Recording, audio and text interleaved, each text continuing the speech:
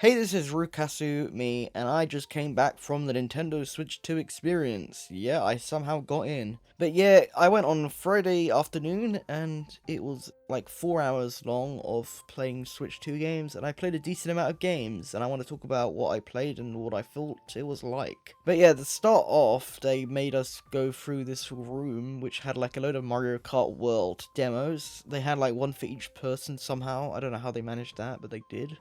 They only let like a couple people in. They had like 20-minute sessions each, so they could all have everybody play the same game at once, I guess. But yeah, they basically forced you to play Mario Kart World at the beginning, and it was the Grand Prix mode.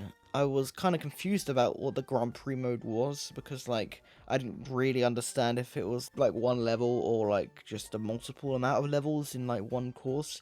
But they let us play twice on it. It was two players, so you had to have somebody else playing with you at the same time. I guess that made sense because they didn't have many spaces for one person each. But yeah, the levels are pretty cool. I didn't really understand, as I said a second ago, I didn't really understand if it was like one big level or if it was like a multiple of levels. The Grand Prix mode was kind of interesting. Like, it wasn't anything special. The other mode that they had for Mario Kart World was a lot more interesting, which I'll talk about later. After that, they had like this big stand thing where you like took a picture over like the Nintendo Switch 2 logo. I don't know if it was optional or not, but like, yeah, a lot of people did that. Then it also had like this interview thing, but I didn't do that because I didn't give a shit about the interview. Uh, some people did that, but like, none of that shit will probably get shown off anyway, so who cares? After that, I played F-Zero GX on the GameCube. The actual GameCube controller itself was actually a lot better than the Wii U and the Switch ones, I thought. But like, yeah, it's very expensive, so I kind of hoped it would be. But yeah, like compared to like an original GameCube controller, it actually felt pretty good. F-Zero GX felt like F-Zero GX. I didn't really have time to actually do a proper Grand Prix because like the time limit, they only had like 5-10 minutes, so you couldn't actually do much. There's apparently 4 save states you could have, which is about the same as normal. And there is an option to play in PAL and NTSC, but they didn't have any option for the Japanese version. I guess that would be in a different app. I didn't really want to play in Japanese anyway right now, but like I played in American, it was fine. As for like how accurate it is to the original, it felt pretty accurate to me. I'm not exactly the best person to ask when it comes to how accurate emulators are to the original, but yeah, it felt pretty good, I guess. F-Zero was fun, but it is just NSO emulation, so it's nothing special. It's just an old game, so it's not really anything crazy. But after that, I played the game I was most excited about, which was Donkey Kong Bonanza. And as for the game itself, I was kind of disappointed by it because it is pretty much just Mario Odyssey again. So, like, the main game, the gameplay is pretty much just Mario Odyssey. They have these, like, things you go in where you, like, play a song, and then you go into, like, a pipe thing, which is very similar to the pipes in Mario Odyssey, and then you do, like, a mini challenge, like, go through this, like, platforming area, or, like, kill a load of enemies at once, or, like, find something, or do something like similar to that, and then you get like a banana, which is basically the moons in this game, and there are a load of them throughout the world. There are some objectives, but they didn't really have much in the way of it in the first level. Like, it was only a small area you could go through, but the area was pretty big, and it was mostly just collectibles. So, like, in terms of objectives, the demo didn't really have many of them. It was like one or two. There was like a tutorial area, and then like the main big area. But like, they didn't really show much, so it's could be a lot better than what they're showing. But like, as for like the demo itself, it was very similar to Mario Odyssey in the way it played. The controls are obviously a lot different. Like, what I kind of thought was annoying was how the jump button is now on A instead of B, where in like other Mario games it's like B, and for now B it's like pound down, and then for the Y button it's like punch. So that was kind of annoying. But yeah, as for like the gameplay itself, it's very similar to Mario Odyssey. There's like these, you mostly collect bananas instead of moons, and it's pretty much the same. You go through like the world and you try and find secrets and stuff. There's like bananas hidden inside of rocks and stuff, and then you like do these secret challenges and do other things like that. So yeah, if you like Mario Odyssey, it is pretty much the same. I just was kind of expecting something a bit different, I guess, and I was expecting more platforming stuff. There is very little platforming. But as I said a second ago, it's like very early basic demo stuff, so it could be a bit different in the final game. They only showed like the very first part of the first level, so But after that, it's something I was very much more interested in, which was the Knockout Tour for Mario Kart World, which is basically F099 if you played that. They had like 24 players, and you go through each lap, and it's not really Grand Prix stuff, it's mostly just open road, so you're not really going through the actual levels itself, you're just going through open road. And you go for like the side parts of the open road, and it's like 6 different sections. I don't know if it's more or less depending on which ones you do, but it's like 6 different things. And as you go through, more and more people at the end get knocked out until you get to the last 4, and then whoever wins then wins. But yeah, it's very fun. It's very competitive. I really liked it. I played it like 5 times overall. So yeah, I was pretty addicted to it, and it is very fun. Probably going to play it a load when it comes out online in June. But yeah, I think that was probably the best thing I played at the event. After that, I played the Welcome Pack, which was not very impressive whatsoever, and I don't really think it's worth the money you're getting. So yeah, they had the demo for like the 120Hz thing. They also had the look at the screen and see what resolution it is. It's pretty much just a checklist of things you can do with it. It's very bare bones. There really isn't much to it. Like, you just look at the screen and you play Mario Bros. In like a tiny screen. Like, get to the flagpole, but it's really small. Or like, go through a pipe, get a mushroom, get a 1-up. I didn't even know where the 1-up was in Mario level 1-1, so I couldn't do that. The 120Hz thing was pretty fun though, except for the fact it's pretty basic. There was also a thing with like the HD Rumble where you had to like find a point where it was like really vibrating, and that was kind of hard. Somebody managed to get it at 0, which I don't know how they did that. They got it like perfect on the dot. I did not manage to do that. I got it like 10 or 20. But yeah, it's pretty basic. I don't think it's worth buying.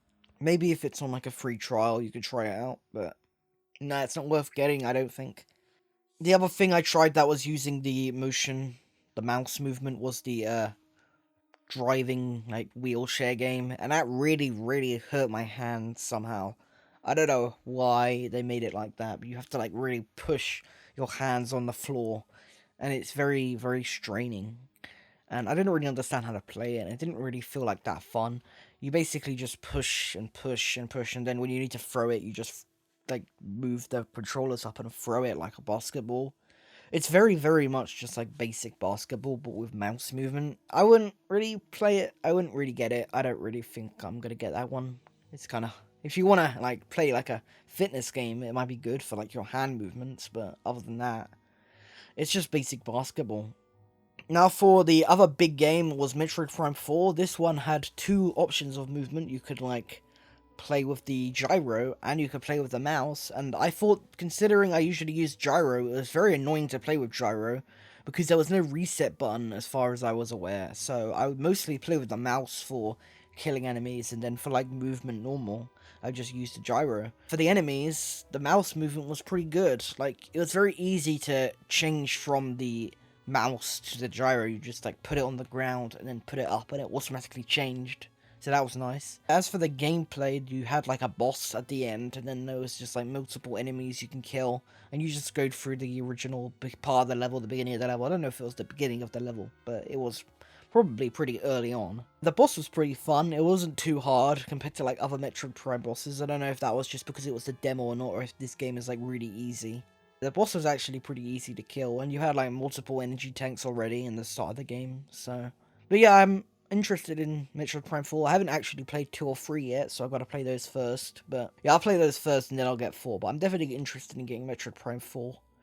I don't know if I'll play with gyro. Hopefully they can like add a reset button for the gyro. It's very annoying when you have to like change the camera and there's no reset button, so you're like cameras at the freaking wall and stuff, so you can't actually see what you're doing.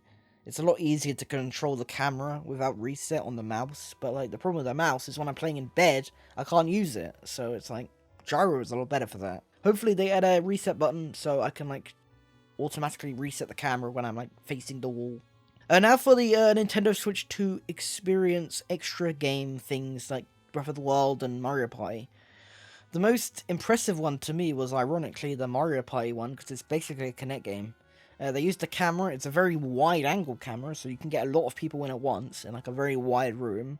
They had like these things where you like crouch down, like if Bowser tells you to crouch down, you did that, and then you like punched up the wall, but because I was so small, I couldn't hit the freaking top of the thing. You had to like punch a power-up block to get like coins and stuff. I couldn't do it. I failed miserably. And then you have to like scream really loudly, and everybody was screaming really loudly, and it was really awful because everybody was so loud and it was very obnoxious.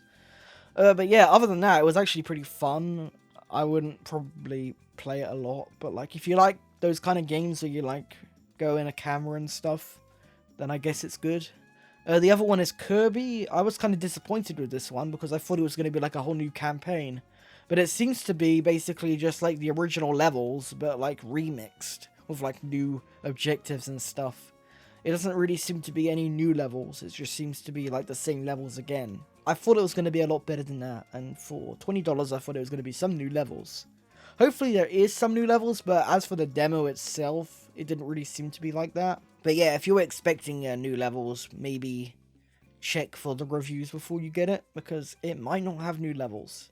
Breath of the Wild was the other one I played, and this seemed pretty much the exact same as Breath of the Wild, except for like the resolution and frame rate. So if you just wanted to play Breath of the Wild again, I guess it's fine, but if you wanted anything more, then it wasn't great. It was pretty much the exact same graphics-wise. The level of detail and the shadows and all the graphics were pretty much the exact same. They didn't have any of the DLC included, so I don't know if you could even play the DLC in this version. I'm assuming you will. Hopefully. If you can't, that'll be pretty crap. Apparently, in the Notes app, you can, like, repair your stuff that gets damaged, which is pretty cool, but it kind of seems, I don't know, like a cheat. But yeah, Breath of the Wild looked pretty similar to the original version, just in a high resolution and 60 FPS, and we could already get that on emulator, so I didn't really care too much about that. But overall, that was the Nintendo Switch 2 experience. I think I played all of the games I've talked about. But yeah, I didn't play any of the third-party stuff. I wasn't really too interested in that. It's pretty much the exact same as what you can get on the PC, I guess. But yeah, I thought the games were pretty fun. Mario Kart is probably the best one, the Knockout Tour. I'm going to be playing a lot of that when it comes out. Donkey Kong, I'm not too impressed by. Hopefully, it's a lot better when it comes out. But as for the demo itself, it wasn't too great. Kirby, I was pretty disappointed that it was only like old levels remixed. I thought it was going to be like a new game and stuff. Hopefully Mario Kart is very good and worth that price tag, but you know, $80 is a lot. £75 is a lot. Oh my god. But if you get it from France, it's very, very cheap. Get it from France, it's a lot cheaper, you know.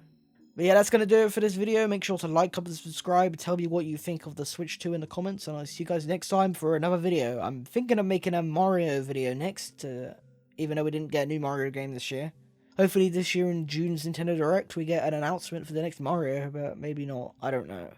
But anyway, that's going to do it for Ruka, Sue, me. I'll see you guys next time. Bye-bye.